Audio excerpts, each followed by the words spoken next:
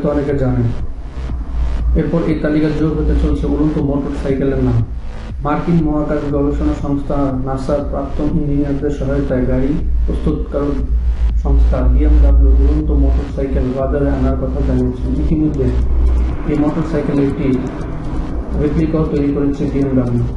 এই নতুন উদ্যোগে যৌথভাবে কাজ করবে লেগো নামের একটি সংস্থা।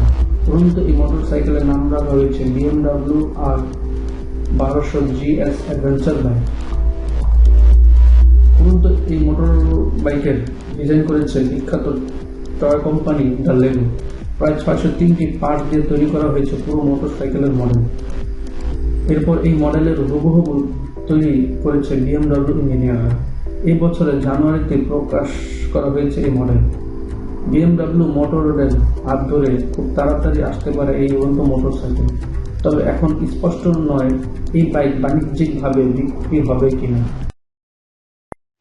নতুন নতুন ভিডিও পেতে অনুগ্রহ করে চ্যানেলটি সাবস্ক্রাইব করে রাখুন।